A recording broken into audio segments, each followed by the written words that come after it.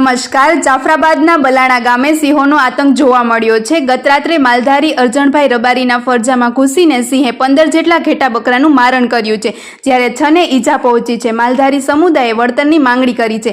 One વિભાગે ઘટના સ્થળે પહોંચી તપાસ હાથ ધરી છે। વધુ સમાચાર માટે જોડાયેલા રહો। RP Gujarat news, Rajkot. અમારે અર્જુનભાઈ રબારીના આજે સિંહણ જવાથી પોતાના માલ 5 થી 7 માલને ઈજા પહોંચાડી છે અને 15-16 માલને મરી ગયેલા છે। જે રાત્રે સિંહણ પડવાથી ભાઈના માલ મૃતક જાહેર થયેલા છે અને ફોરેસ્ટના અધિકારીઓ પણ આવ્યા હતા। એને મારણ કેસી પણ લખ્યો છે, પણ આ અમારે વન્ય પ્રાણીઓની અતિશય કાયમી માટે પજવણી રહી છે પશુપાલકોને।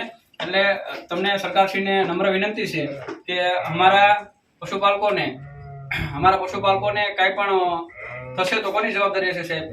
અને ધારો કે આ સાહેબ આના અત્યારે મૂળ કિંમત એક માલની 15 થી 20 હજાર રૂપિયા થાય છે અને સરકારશ્રીના જીઆર મુજબ અમને મળે છે 4 થી 5 હજાર રૂપિયા।